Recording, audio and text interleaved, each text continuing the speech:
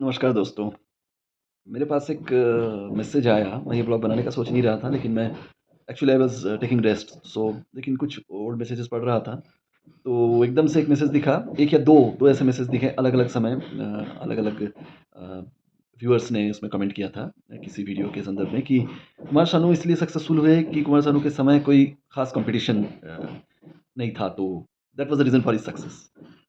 अब मैं अगर फैक्ट पे बात करूँ तो फिर लगेगा कि मैं फ़ेवर कर रहा हूँ शानुदा को, तो फिर लोग उसमें शुरू करेंगे निकालना कि आप फ़ेवर करते हो, आप सही बात नहीं कर रहे हो, आप बायस्ड हो, ये वो। लेकिन फैक्ट मैं कोशिश करता हूँ जहाँ तक हो सके। मैंने कई सारे ब्लॉग्स में इस बात की पुष्टि करी है कि I want to be as fair, as impartial as possible, क्योंकि मैंने देखा है वो दौर, और वो फैक्ट्स पे मैं बात करता हूँ, जो लॉजिकल नंबर्स जो स्टैक अप होते हैं, जो न्यूज़ के आधार पर जो हमने पढ़े थे, या जो पब्लिक डोमेन में जो सारे फैक्ट्स अवेलेबल हैं, आप जाके आप उस पर स्टडी कर सकते हैं, आप जाके मतलब जो ओपन सोर्स है, सब सब अगर थोड़ा मेहनत करें और थोड़ा-सा अगर उसमें इंटरेस्ट लें, तो आप जाके वो फैक्ट्स वेरीफ़ाई कर सकते हैं। वेरीफ़ाइड फैक्ट्स जो होते हैं, उस पर ही मैं बात करता हूँ। तो इसलिए फ़ेवर या ऐसा कोई पॉसिबल नहीं है, बिकॉज़ मैं वो उस पर डील ही नहीं करता हूँ, मैं सिर्फ़ फैक्ट पर ही डील करता हूँ। तो अगेन ये कहना कि शानोदा का कॉम्पिटिशन नहीं था इसलिए वो सक्सेस हुए, it is a very shallow type of knowledge. बहुत ही आप एक बहुत जिस बात का कोई वज़न नहीं है। क्योंकि कॉम्पिटिशन नहीं था, आप कैसे कह सकते हो कि कॉम्पिटिशन नहीं था? ये तो एक जो कोई भी लेमैन हो, जो एक बहुत आम सुनने वाला भी हो, वो भी ये बताएगा कि कम से कम 7, 8, 10 सिंगर और गा रहे थे उस दौर में, उस समय थे, उसके आगे-पीछे थे। इन द लेट 80s या मिड 90s या आफ्टर द मिड 90s भी काफ़ी सारे ऐसे सिंगर्स थे जो गा रहे थे, गाने की कोशिश कर रहे थे, कम गा रहे थे। ऑब्वियसली अगेन मैं उस बात पर आऊँगा कि शानंदा का जो वेव था वो इस तरह से सबको दबा दिया था, डुबा दिया था, ट्रांस कर दिया था, तो बाकी लोगों को इतना मौका मिल नहीं रहा था। बट येस, लेकिन जानते सब हैं। थोड़ा बहुत भी जो वाकिफ़ हैं बॉलीवुड म्यूज़िक से, या फिर हिंदी फ़िल्म म्यूज़िक सुनते हैं, या इवन जनरल म्यूज़िक भी जो सुनते हैं, थोड़ा-सा भी अगर वो खबर रखते होंगे, तो वो जानते होंगे कि there were many singers who were trying to capture the market. वो जो चाह रहे थे कि जो है कैसे ज़्यादा गाने मिले, लेकिन शानोदा उसको पूरा कवर करके रखे थे। वो जो फ़ेज़ था 8 साल का, जो मैं हमेशा बोलता हूँ, तो वो ऑलवेज़ वो ये कंट्रोवर्सी का विषय रहेगा कि हू वाज़ टॉप या हू वाज़ नॉट। लेकिन ये बात ज़रूर है कि मार्केट जिसे कहते हैं कैप्चर किया था अगर किसी ने, और कोई अगर एकदम टॉप पे था और बाकी सिंगर्स को मौका नहीं दे रहा था, वो शानोदा ही थे। अब अगेन मैं इस बात पर आऊँ कि कॉम्पिटिशन थी या नहीं थी, या जो कुछ लोग कह रहे हैं कि कॉम्पिटिशन, कैसे ये कह रहे हैं? क्योंकि अगर मैं 60 या 70s में ले लूँ, तो मैं ये कह सकता कि उस वक़्त ज़्यादा कॉम्पिटिशन नहीं था। मतलब किशोर दा का दौर अगर कह लें, या रफ़ी साहब का दौर कह लें, तो उस समय हम गिने-चुने 4 या 5 सिंगर के नाम हम बता सकते हैं। लेकिन 90s ही शायद एक ऐसा दौर था जब सबसे ज़्यादा सिंगर खुल के सामने आ रहे थे, एक ओपन मार्केट हो गया था, बॉम्बे इंडस्ट्री थोड़ा ओपन हो गया था, लिबरल हो गया था। काफ़ी सिंगर्स अपनी जगह बनाने की कोशिश कर रहे थे। बाद में रियलिटी शोज़ वगैरह भी आने शुरू हो गए मिड 90s से, तो उससे भी बहुत डोर ओपन हो गया। और सो राइट फ्रॉम 80 मिड 80s अगर हम कह लें, से लेकर लेट 90s तक continuous there was a flow of talented singers, और बहुत ज़्यादा अच्छा खासा एक रश था, एक भीड़ थी।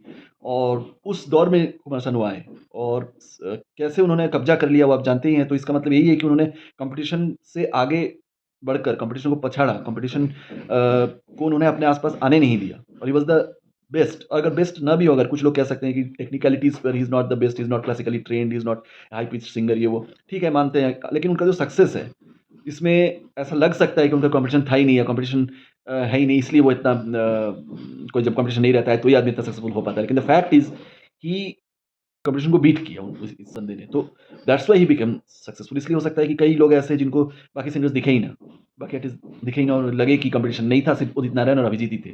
बट फैक्ट इज़ मैं मानता हूँ कि 90s का जो दौर था वो one of the most competitive markets industry के लिए था। क्योंकि एक तो किशोर दा जब 80s में थे, तो उन्होंने सबको दबा के रखा था, किसी को आने नहीं दे रहे थे बाहर। अब किशोर दा की डेथ के बाद जो 87 से 90 का जो टाइम था, उस समय कम से कम 10 सिंगर थे, जो स्ट्रगल कर रहे थे अपना जगह बनाने के लिए, और कोई थोड़ा आगे, कोई थोड़ा पीछे ऐसा चल रहा था, जब शानू दा आ गए। और छाए ऐसे कि बाकी ये लोग जो इंतज़ार कर रहे थे, वो सबका मार्केट एकदम चौपट हो गया। और इसमें बहुत बड़े-बड़े नाम हैं, जैसे मैं अक्सर दोहराता हूँ, उस समय विनोद राठौड़ गा रहे थे, अमित कुमार गा रहे थे, सुरेश वाटेकर गा रहे थे, शब्बीर कुमार गा रहे थे, मोहम्मद अज़ीज़ गा रहे थे। तो ये तो सीधे-सीधे ये नाम जो है सामने सबके ज़ुबान पर है। उसके बाद भी बहुत सारे ऐसे साइड लाइन हो गए थे जो अच्छा गाते थे। रूप कुमार राठौड़ भी उस समय थे, आ गए थे।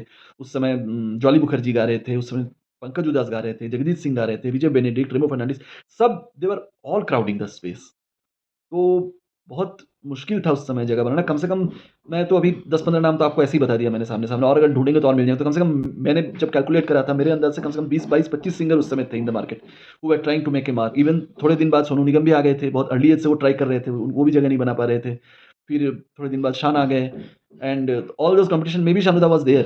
ही was still singing, he was sustaining himself इतने यंग कॉम्पिटिशन के बीच में भी। फिर केके थे, कुणाल गंजावाला थे, कैलाश खेर थे, होल लॉट ऑफ सिंगर्स। तो लगातार जो 86-87 से लेकर 97, 90, 2000 तक कंटिन्यूअस फ्लो ऑफ सिंगर्स आते गए हैं। तो मैं अगर ढूँढूँ तो और कई नाम निकल के आ जाएँगे, आप लोग खुद ढूँढ सकते हैं। There are so many singers who are trying to make a mark, और उस समय शानुदा इन सब पर हावी हो गए, सबको कब्ज़ा किया। एसपी बालासुब्रमण्यन, येसुदास, प्रसून मुखर्जी एक थे, बाबला मेहता, मतलब एंडलेस नेम्स। मैं अगर स्टार्ट फाइंडिंग आउट तो वो कई नाम तो ऐसे हैं जिनको मौका ही नहीं मिला, और शानुदा ही ऐसे गाते रहे कि वो तो जगह ही नहीं बना पाए। नितिन मुकेश थे, मतलब एंडलेस, मैं बता रहा हूँ, जैसे अनवर थे, everyone was trying to find a mark, लेकिन शानुदा का कॉम्पिटिशन वाज़ वेरी टफ। इसलिए ये कहना बिल्कुल गलत है कि शानुदा के कॉम्पिटिशन नहीं था इसलिए वो आगे बढ़े। There is another kind of excuse या trying to downplay the power and influence of impact of Shanuda, कि भई वो कॉम्पिटिशन थी नहीं, इस वजह से वो आगे बढ़ गए। कोई कहते हैं नकल करते थे किशोर दा की इसलिए आगे बढ़ गए, कोई कहते हैं competition. These are again not based on facts. अगर हम फैक्ट की बात करें तो जैसे मैंने सामने रखा आपके, मैंने बातों-बातों में आपको शायद 15 नाम मैंने ऐसे ही बता दिया। आप ढूँढेंगे तो 5, 7, 10 नाम और मिल जाएँगे आपको। तो 22, 24, 25 सिंगर्स के बीच में जगह बनाना, एक बाहर से आउटसाइडर आके, ये लोग तो ज़्यादातर जो नाम है शैलेंद्र सिंह है, एक और नाम मुझे याद आया। तो ये लोग जो थे, इनका तो ऑलरेडी एक एक्सेस था फ़िल्म इंडस्ट्री में, they were already part of the film industry, Bombay में रह रहे थे, उनके काफ़ी पहचान थे, कॉन्टैक्ट्स थे, ब्लेसिंग्स थे, किसी को राज कपूर जी का, किसी को और किसी प्रोड्यूसर का, किसी को और किसी वजह से, they had already A position in the system. लेकिन शानदार कंप्लीट आउटसाइडर थे, और उनका अगर इंसिडेंटली अगर जगजीत सिंह जी गाना नहीं सुने होते, तो शायद वो कैसेट बनाते रह जाते अपना और देते रह जाते, और उस तरह से एकदम से जो सक्सेस मिला, शायद वो कब होता, कैसे होता हम नहीं जानते। लेकिन वो इनका एक जस्ट इंसिडेंट है कि वो गाना उस समय रिकॉर्ड कर रहे थे, और जगजीत सिंह उनको उनको इमीडिएट लेकर गए खिलांजी भाई के पास, और ये सब जो कहानियाँ हैं, that made him an overnight star.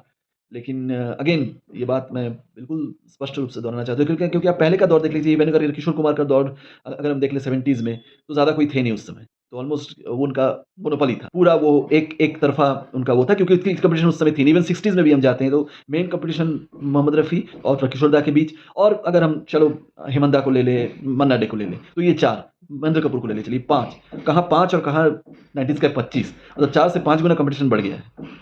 Even आप 50s में भी अगर आप देख लें, तो वही 4-5 जो सिंगर हैं, मुकेश जी हैं, तलत महमूद हैं, हेमंत दा हैं, रफ़ी हैं, किशोर हैं। तो यही 5 मेन जो फ्रंट लाइन सिंगर्स हैं, उन पर ही वो चल रहा है, या मन्ना डे। तो ये 5-6 सिंगर्स में रहता था। बाद में 70s आते-आते 5-7 वैसे ही रहे। 80s में थोड़े बढ़े, बट लेट 80s और लेट 90s के बीच में 20-25 सिंगर्स स्ट्रगल कर रहे थे, and most of them are not very successful, और उसमें 2-3 ही सक्सेसफुल हुए, और उनमें भी अव्वल थे शानदार।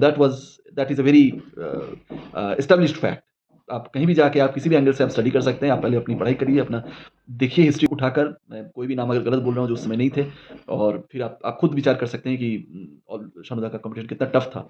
और अगर वो अव्वल नहीं होते, अगर वो क्वालिटी में एक नंबर नहीं होते उस समय, उस दौर में, उस स्थिति में, उस हीरोइक, उस समय के हीरोज़ के, म्यूज़िक डायरेक्टर्स के जो ज़रूरत थी, वो अगर वो पूरा नहीं कर पाते उस समय, अगर वो उनको सैटिस्फाई नहीं कर पाते अपने काम से और अपने गुण से, तो वो कोई ना कोई आके उनका जगह बहुत आसानी से अमित कुमार या भूपिंदर सिंह या शब्बीर कुमार या कोई कोई ले सकते थे, बट उन सबको उन्होंने साइडलाइन किया।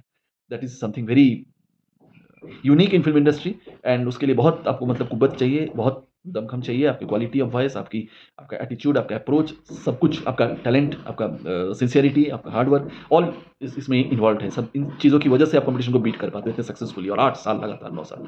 सो वी जस्ट, अगर आप again going by the fact, जिन्होंने ये कमेंट लिखा है, आप प्लीज़ एक बार होपफुली इस वीडियो का फिर से मतलब आप देखेंगे, और आपको थोड़ी बहुत समझ में तो ज़रूर आएगी कि हाँ, जो आप कह रहे हैं वो एकदम से सही नहीं है, क्योंकि कॉम्पिटिशन नहीं था, ये हम नहीं मानते। कॉम्पिटिशन बहुत तगड़ा था, और शायद अभी से भी ज़्यादा था। आज के दौर में भी हम 5-7 सिंगर हम गिन सकते हैं, जो अरिजीत सिंह के टक्कर में हैं। लेकिन शानुदा के दौर में 20 से 25 सिंगर्स थे, and you know the names. चलिए इस बात पे एक और व्लॉग मैंने बना दिया। अब आप you give your views and comments.